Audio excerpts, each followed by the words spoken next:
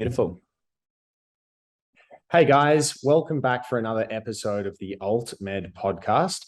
Andrew Dowling here, with me as always, my co-host Mitch Kurtz. How you doing, Mitch? Well, thank you. How you doing? I'm good. I'm good. I feel we are very lucky today to have a couple of pharmacists on the show. So without really any further introduction, going to say that, Sharon Miller and Angelica Rostov of Medigreen Dispensary, it is our pleasure to have you on the show. So thanks so much for joining us, guys. You're welcome. Thank you.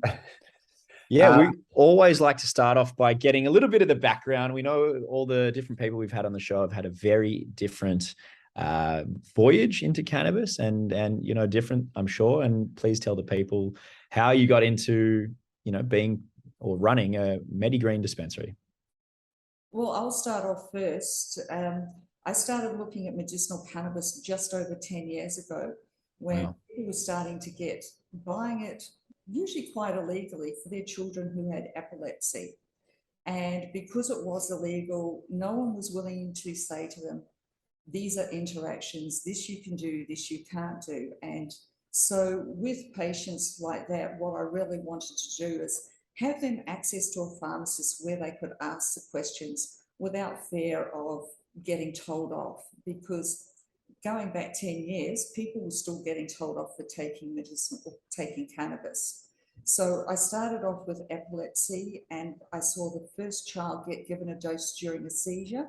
The results were unlike anything I've ever seen before. The seizure stopped immediately, the child had a sleep, and then she woke up quite normal again, which was really good to see.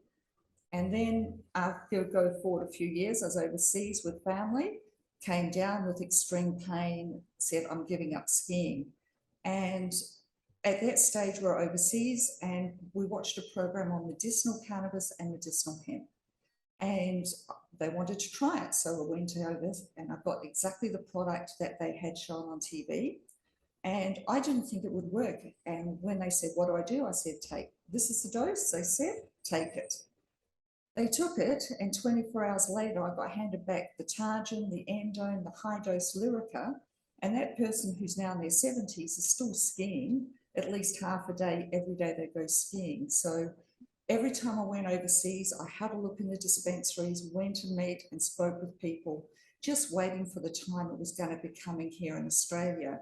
And when I came back in 2020 from Canada and I spoke with Angelica, that's when we decided it was time for us to get involved with medicinal cannabis in Australia. Wow, very interesting. I've got so many questions on that, but I'll let Angelica tell us her story first. And are we pronouncing that correctly? Is it Angelica or Angelica? Angelica. Angelica. Oh, I'm saying it wrong this whole time. For months now, you never corrected me. That's right. We both are clinical pharmacists and hospital pharmacists. So basically we work probably 20 years on different hospitals. And my last hospital was palliative hospital. So we've seen a lot of, I've got a lot of cancer patients and we have quite a big neurological clinic. So we have MS, MND, Parkinson, all these condition people. And a few years ago, I started to having these people who bring in oil, CBD, THC, I don't know, from again, not legal, like somewhere from backyard doing this, whatever. And of course, we could not put on a drug chart, but I can see that people told me that it's really helpful. So this is why we start talking with Sharon. We attend a lot of study, the same as GP was doing. So how to prescribe, what like endocannabinoid system. When I used to study in medical uni in my country, we did not even know about endocannabinoid system. So it doesn't exist. Yeah. So we learn everything and we realize that it's actually very, very helpful. And with a lot of conditions like migraine, fibromyalgia, and like name it, it's really, really helpful. And people end up with a lot of painkiller and start taking medicinal cannabis, happy, have and like their condition under control. Of course, it's not reverse everything what you have, but you can actually keep your condition under control with medicinal cannabis. How is that? I mean, at least my understanding of people who are trained in medical, degrees and go through the system, to kind of, usually they're quite skeptical of things that are not taught at university and then seen in hospitals, let's say. To come across something like cannabis, that you're like, that doesn't work. I don't know. I still hear doctors say that, and then to see it firsthand, is that a bit of how did that feel as a pharmacist who's already been around for years and years? You know what I mean? So for me, if anyone told me like 5 years ago that I will be selling cannabis in a pharmacy, I would laugh, because I myself never actually smoked cannabis. I'm so sorry to hear that. Wouldn't you have just, I would have imagined you would have been, or the default position would have been, that doesn't work. That's, that's a load of nonsense. It was like, narcotics. Yeah. Yeah. Party drugs. Yeah. And you've got to realize that even people who work in medical, they're like the general population. They've got their own fears, their own beliefs, their own system. So even though they're trained in medicine or pharmaceuticals, they still carry those same beliefs, which they're allowed to have. And really, I'll be the same as Angelica. If anyone said to me I'd be selling cannabis, I would have laughed 10 years ago. That was just not going to happen. Well, can I just say I'm proud of you both? But having seen that first child with a seizure stop, that was enough to make me think that there is a place for it.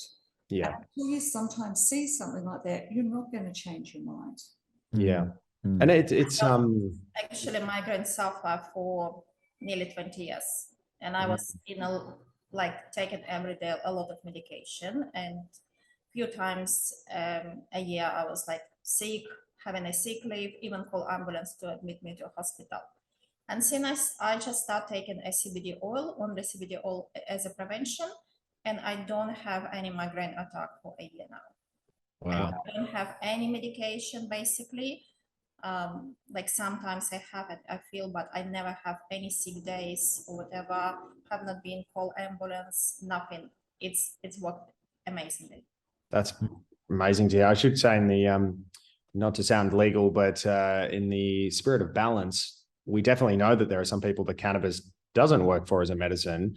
But when you hear stories like that, you just can't help but think, with anecdotal evidence like that, why is there still resistance?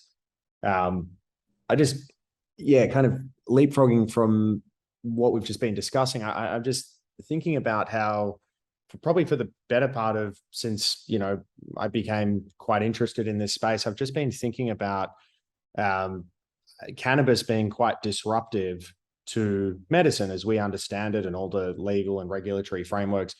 But actually those, when we think about cannabis having been used as a medicine for thousands of years, it's actually those systems which were disruptive to cannabis being able to be used. And so I just wanted to get your thoughts on that, and whether or not, in your view, there are other potential medicines out there that are being held back from us, which you as a pharmacist, would be interested in seeing more freely available.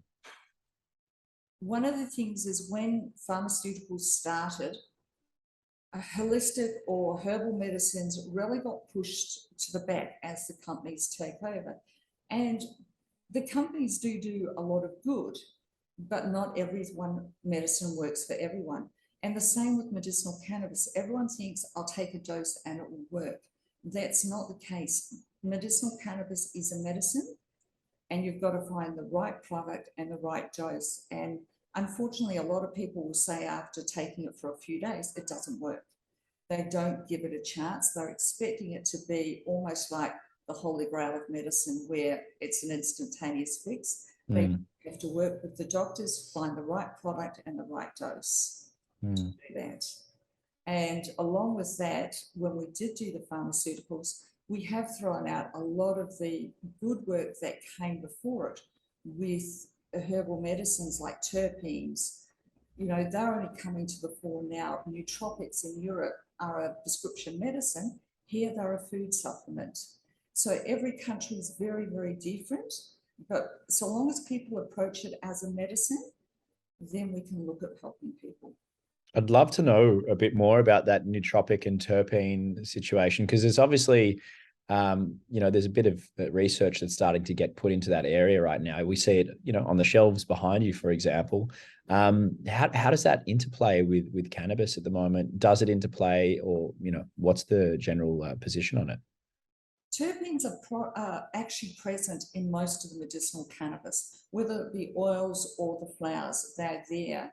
And when it came to terpenes, again, I was an absolute non-believer. And I actually had, you can laugh, I was. Sorry. I actually had an old Indian lady who came across from India, and she made me up an oil. And she said, put this on when you have a migraine. And I laughed and I said, it's not going to work. It was actually pure beta-carotene. Oh, wow. They were making it up for thousands of years in India. I actually used it and it worked. And I went, okay, I really have to now start looking and changing the way I think. Mm. The terpenes can be very, very powerful on their own. And we've had a lot of success with the sleep products, especially, but over the past 2 years, also that for anxiety and depression as add-ons to their treatment. We've got a lot of people who are now using those. Do we have the clinical trials? No. But these people are very resistant or still very anxious. And we would rather work with them and their doctors to find an answer rather than them say, I'm not taking the medicine and then looking for other answers. I think it's important that pharmacists are involved so we can help people. So you're saying that the terpene oil can even work on its own. And I've also heard, a lot of people talk about it as used synergistically with cannabis medicine. So, if they're on a CBD oil and they want more of that specific feeling or experience or relief, they will opt for, alpha bisabolol or beta caryophyllene, as you said, or myrcene, depending on I love it when you start listing terps, Mitch, because I wait for you to bungle one, but I think you did well there. I try my best. There's a lot of different characters. Yeah. And there's some of the weird, like the almost Greek looking letters that it's not my area of my expertise, but I try. There is a big clinic in Mexico that does use terpenes along with medicinal cannabis for people with epilepsy. And again, it's the hardest to treat patients who are not stable. And a lot of their work now is done with not only traditional medicines, but adding in medicinal cannabis and also adding in terpenes. And what they're doing with the terpenes, they're using them as muscle relaxants after seizures.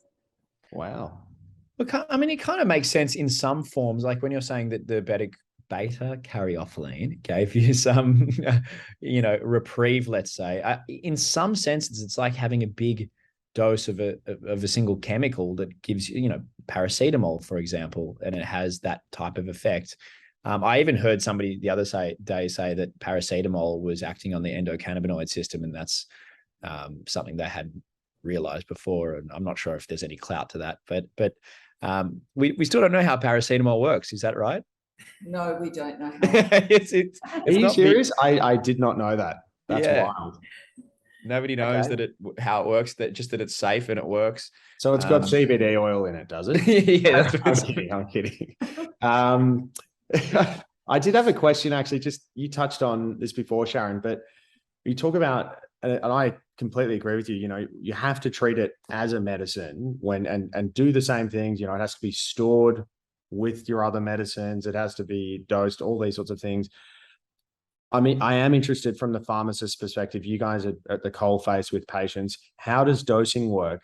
And do you, for some patients, they have to go through, they have to see a specialist cannabis doctor, and then they get their prescription and they have to wait for their medicine.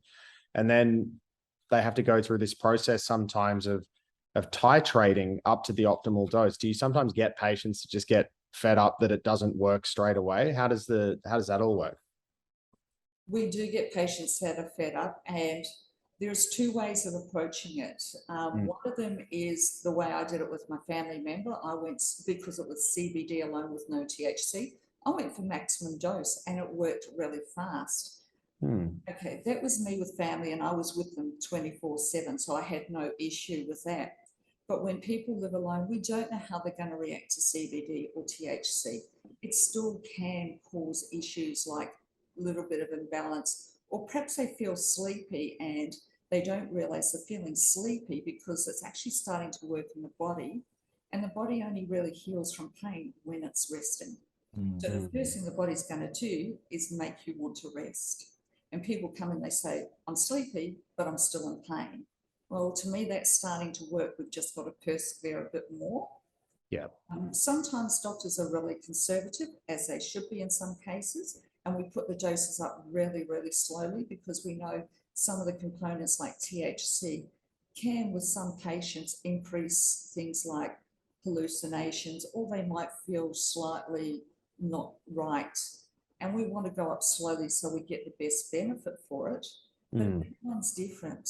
And I know for myself, the minute I got my cancer and the neuropathy from the chemo, the first thing I did is I put the dose of the oil right up, whereas before I've been on a low dose. Every time the pain comes back, the dose goes up. When it comes back down, I bring the dose back down again. So it's a movable dose, just like a painkiller for some people as well. Yes, what I said, like any medication, what we start, any official medication, blood pressure, cholesterol, diabetes, depression, it's really hard to find a medication. It's not a one medication suit everyone and one dose suit everyone. And we are both consulting pharmacies, we are doing HMR, we're checking medication with the patient. For one person, you just start on one blood pressure medication, that's it, blood pressure under control, really good, everyone happy. For some people, it could be side effects, it could be not working, we added another medication, it could be 5 medication, different medication for blood pressure, for different groups to hold this condition. So this is the same with cannabis. It's not a magical, like it's not something miracle. I have one drop and that's it, I'm like cure. Like I have no symptoms, my condition is under control. No, for some, yes, just from small dose and it can hold and absolutely everyone would be happy. For some people, we just need to find a right dose and right products, that's all.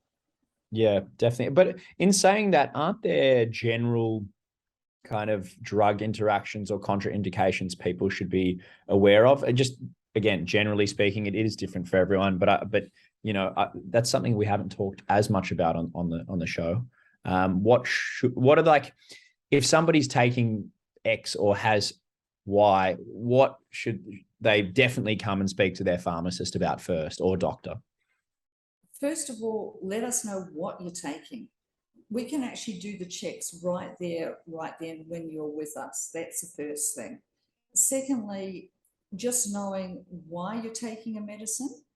So, for example, Angelica said blood pressure medicines. Well, blood pressure medicines are also used to stop migraines. They're used for pain. They're used for a lot of things apart from high blood pressure. So knowing what you take a medicine for is really important as well. So if you're taking a blood pressure medicine and it's for a migraine, I'm not going to be worried as so much as if you're taking a blood pressure medicine and it's controlling your heart rhythm. And if that's not stable, then I'm going to look at it more closely. There's always interactions, but it depends on what you're taking the medicine for, the doses, and if you're stable or not. I got a bit of a question. Sorry, just total tangent like here, but medication like warfarin, of course, we will be watching. Or if they are on high dose of statin, maybe. Or if person have unstable arrhythmia, we would not put on THC. Okay. What about if somebody asked me the other day, how does it go with pregnancy? Is that something you guys have encountered at the dispensary before? The rule with pregnancy is at first do no harm and don't take anything that's not prescribed for your doctor. That is the first rule for anything. And with cannabis, again, there is no work. And I would have to say, I would talk with the doctor to make sure, is it the right thing or not? Because you do have to be careful. Pregnancy is one of those where you go, let's see if you really need something, and you should only ever take anything prescribed by your doctor for a good reason. Yeah. It's definitely one of the more interesting questions. Of course, you want to always err on the side of caution with that situation, but to think that we do then give CBD to 1 and 2 year olds with certain conditions, it makes you think. I wonder what it would be very interesting to. I mean, who would want to touch a study like that? But it would be interesting to see the outcome. First thing would be saying no THC. Yeah, exactly. That would be my first thing. I would hate to see someone take any medicine and then have problems with a pregnancy. So THC for me personally would be out unless I've had proof otherwise. CBD, again, it would be with the doctor, and it would be depending on what they're using it for. Yeah. Yeah. It's interesting. What do most people want when they come in? Like we sometimes, people say that, oh, I tried CBD or it didn't work for me. And I don't always feel like they know the nuance between different products, they might have got it from someone online and it might have not even had CBD in it to begin, or it might have had CBD in it, but it might not have been the right one for them. So what's your advice to people who are kind of, dipping their toe and they've had maybe not the best first introduction to cannabis? Actually, that's a common response. I've tried the oils and they don't work. Often we find they've purchased them online and I go, well, what was in it? And they go, CBD. And then when you look at the bottle, if they've bought it in, it's actually hemp oil that you can buy from the supermarket. And while it might have a smidgen of CBD, it has nowhere near the levels needed to help people. So I find people who usually say that have bought it online and have been sold something that perhaps is not what they think it is. And selling of cooking hemp oil in bottles as a treatment, unfortunately, is rife on the internet. Yeah. Why do you think people are still buying it online? I guess it's just they just don't know yet, or A, they don't know, and B, they're too frightened to ask their doctor. Too frightened. Yeah. It's particularly discreet. Like, it doesn't involve anyone, that transaction, other than you and the person selling it to you. But yeah, to your point, Sharon, I mean, testing that's been done on a lot of black market product that's around in Australia has produced a highly variable mixed bag of results in terms of, some oils are what they say they are, but many are not. And yeah, I suppose people are really just rolling the dice if they go down that path without sort of involving healthcare professionals in their journey. I don't know, but I still can see on some Facebook groups. Oh, I'm like, I saw this particular oil from this supplier. Is it a good or not? And I, as a pharmacist, don't understand why you still going and buy online something. Even with like a dress, you can see a beautiful dress on a website, but when it arrives, it would be absolutely shocking quality and absolutely not what you order. So why you will be buying a medication if you have a medical condition instead of going to a doctor and actually have official medications that have been checked, and you can see how many milligrams in a meal of CBD, what kind of terpenes, is it isolate, is it like full spectrum, where it came from, and everything. So, but I don't know, people still trying to do it. There are so many clinics that exist. Like we as a Medigreen, we also have a doctors on board. So we have 4 doctors that can prescribe. A lot of GP now start prescribing. A lot of GP like drops this stigma that, oh, it's narcotic, I better give you antidepressant and narcotics and whatever, and benzo for sleep. So a lot of GP start prescribing. Just talk to your doctor. If your doctor is used GP, it's not familiar with medications. There are many clinics, there are many doctors who specialize on this. And go, and in this case, you will be treated correctly for your condition. You will have a correct medication, and it will be, like you're not spending money for hemp seed oil. And sometimes it's purchased by friends and family member who genuinely think they are doing them good and they're helping them.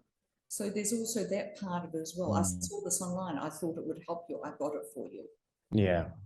So there's a lot of that goes on as well. You can't really do that with Targin or Endone. You can't.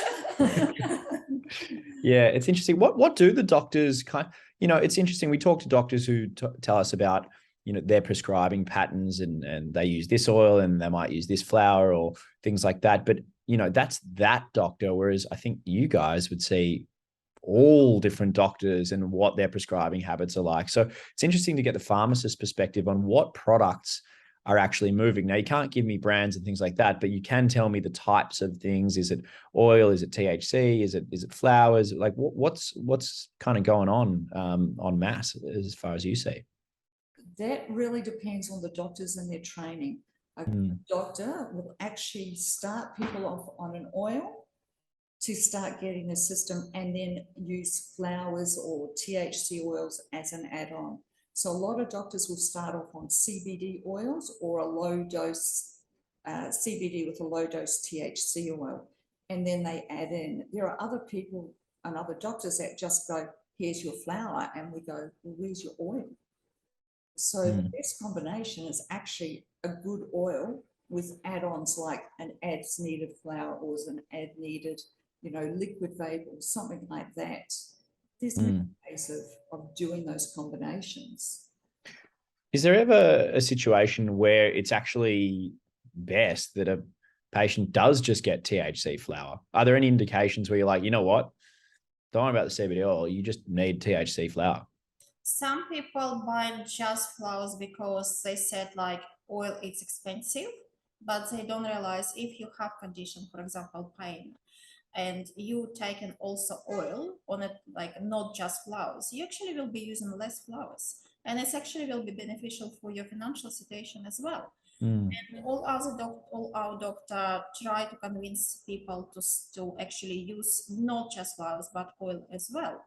And people after that come in and said, oh, I actually start using much less flowers, or when they go into a vaping oil as well, because oil is sitting in your body and working for about 6-8 hours, as flowers is going like, yeah, much quicker response, but it's shorter.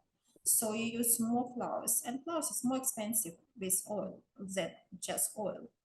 And we as a pharmacist, we're working with not just our doctors, we're working with a lot of doctors. We try to find out, we work with the companies, we try to find out, there are some deals working on a like market, like something half price of first script. So like on a first script, you can have one medication you pay, second for free, something like that, or reduce dose because just to introduction. So we're trying to work with all of this and like putting this to our customer to help with yes, it is expensive, we understand this, but we try to do our best to help our customer. Interesting. What are the most common indications people present with? I saw a lot of Parkinson's and shakes. People that actually, I have one story when one of my customers, she actually needed to have a glass of wine before each meal because she can't hold a spoon. She was so shaken, she can't actually eat. So when she had a glass of wine, and after that, she actually could eat because her shake was reduced. At least she could have it. Then sounds like Andrew. I was going to say, I said, yes, it's understandable. It's like really good, but you're having like at least 3 glass, like a full glass of wine. Now she start medicinal cannabis. She start from just a CBD oil. It was not really helpful. After that, it was added a very, very tiny bit of THC. And she's not having any alcohol since then. She's about 1 year on this small THC CBD combination, and her shake is reduced dramatically. She's eating normally. that's excellent. Yeah. So it's what we have: migraine, fibromyalgia, Parkinson, MS. It's not like MS. It's not treating your condition, but people with MS, they have a so like a their muscle, it's so like rigid, so it's actually very painful, and CBD can help with this. Anxiety, depression really help. Just CBD is like people, they don't even need THC with anxiety. It's like CBD, and by itself it's really helpful. Of course, cancer, pain, it's not treating your cancer. I can say straight away, people who think we drop everything and we just start medicinal cannabis and I will be like treated from cancer. No, we never say like just still go with your oncologist. but cannabis can help with your symptoms and conditions. It's interesting. It was almost, wasn't sure if that was an advertisement for cannabis or wine, but it made me think maybe in the case of wine. With a wine, like you understand that if you will be having every day so many glasses, of course. watch your, but it did make me think what's happening in the wine that makes her able to it's not wine, it was just maybe relaxing, like so like the terpenes in the wine. I don't know, like part of me thinks about that. No, but she always, like, it's only red wine was doing this. That's what I'm saying. You wouldn't get it from like any other alcohol. Maybe it was like something full spectrum with some terpenes inside, because we can find terpenes not in a cannabis plant. Everywhere. I often think that, like, more so with red wine, I think there's other things in red wine, phenols, there's something going on with red wine that makes it feel more cannabisy than, say, tequila. That's why you've got to get a whole grape extract, actually. But to say so, red wine, it's actually people with migraine, they should not drink it because it can actually exacerbate migraine. Right. Yeah, no, Andrew's been searching for that whole grape extract for a while, I think. I don't know if he's any closer to getting it, but still searching. I did hear that alcohol can, for some people, amplify the effects of even just CBD oil or their cannabis medicine. Have you had the other way around? Other way around. Okay, sorry. So I would say that, like I always say to people, especially if you are on depressed mood, don't touch alcohol, because in the beginning, you will be maybe feeling a little bit better, but depression will be much worse if you are trying to have alcohol when you really depressed, especially like in depression. Alcohol is actually putting you down. Yeah, absolutely. Can attest to that. After my birthday weekend. Happy birthday, Mitch, by the way. Thanks. Well, that's very interesting. Probably the last question I wanted to ask is just, we haven't had a pharmacist on the show for quite some time now, and I'm just curious about the difference between, the finished and compounded formats that you see coming through. It's often something that gets thrown around the forums here and there, and I'm just curious to get another pharmacist's take on that world. Well, mine would be, we actually don't really need to compound products. We have nearly 500 products on the market, including creams, including liquids. And the reality is we've got very high quality there. When you compound a product, it used to be easier because we could get around the TGA rules. Those rules have now included compounded products. So not only are the compounded products very expensive, unless you really need to have something compounded, you can generally find something that's already ready-made.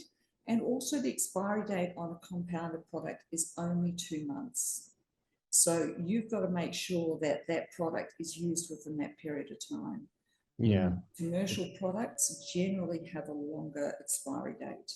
Yeah, some of them I'm sort of, informed that it's generally about the 24 months, maybe less for a flower product, but still 12 months usually at minimum.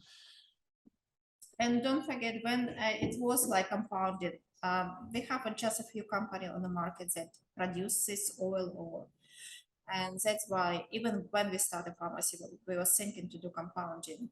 But at the moment, there are so many different brands, different combination, different concentration, different carrier oil.